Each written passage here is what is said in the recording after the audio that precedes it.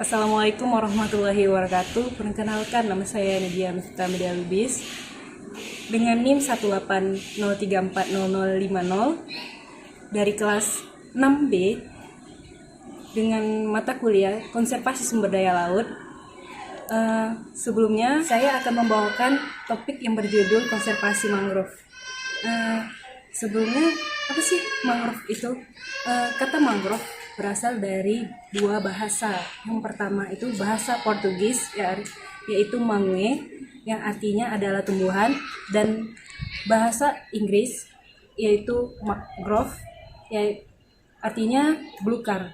Sementara istilah mangrove dari bahasa Melayu kuno yaitu mangi-mangi untuk mendukung jenis Avicennia dan digunakan bahasa tersebut hingga sekarang. Masuk ke topik selanjutnya, yaitu fungsi mangrove. Fungsi mangrove ada beberapa fungsinya, yaitu yang pertama adalah menahan abrasi. Keberadaan mangrove dapat menahan gelombang dan angin dari arah laut.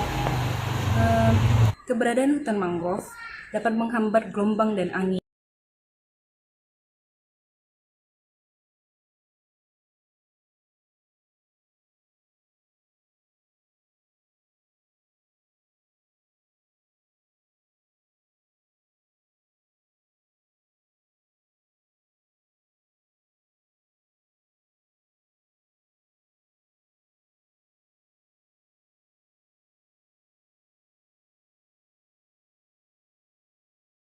Fungsi kedua yaitu mencegah intrusi air laut.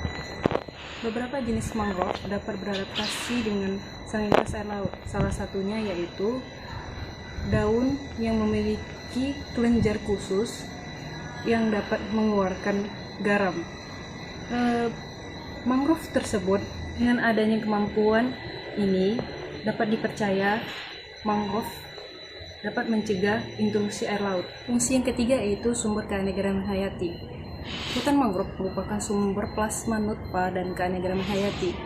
Selain itu, hutan mangrove dijadikan habitat hidup berbagai satwa, mulai dari yang umum hingga yang langka, dari berbagai jenis burung hingga primata.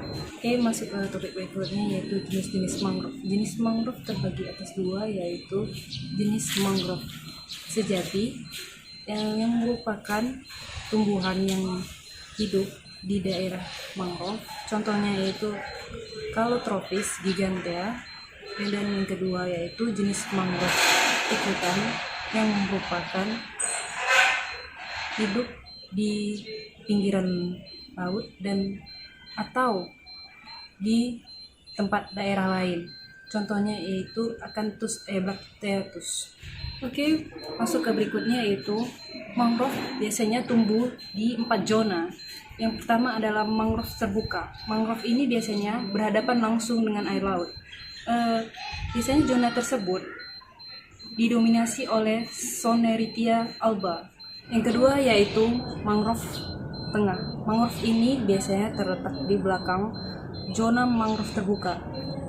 Zona ini biasanya didominasi oleh Rhizopora. Yang ketiga yaitu mangrove payau. Mangrove ini berada di sepanjang aliran sungai yang berairan payau hingga hampir tawar. Biasanya zona ini berdominasi komunitas Nipa dan Soneratia. Yang keempat yaitu mangrove daratan. Mangrove ini biasanya berada di perairan payau atau hampir air tawar yang berada di belakang jalur hijau mangrove yang sebenarnya. Jenis-jenis yang umum yang ditemukan di zona ini termasuk salah satunya adalah Pandanus sp. Zona ini memiliki kekayaan yang lebih tinggi dibandingkan zona-zona lainnya.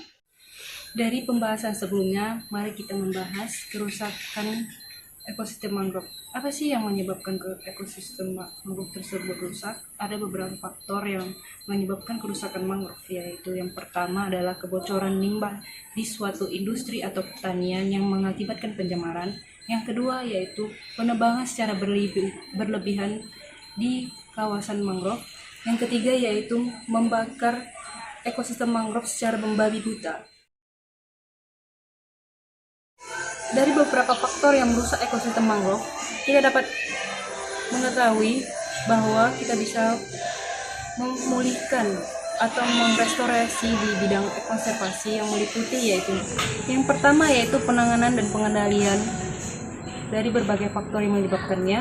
Yang kedua yaitu pemulihan secara ekologis, baik itu kehidupan maupun habitatnya. Yang ketiga yaitu mengharmonisasikan lingkungan secara sosial dengan tujuan yaitu memahami, mengetahui maupun mengerti dan bertanggung jawab dan ikut peduli untuk mempertahankan, melestarikan, serta yang keempat yaitu peningkatan akuabilitas kinerja institusi yang bertanggung jawab atau pihak-pihak yang berkaitan.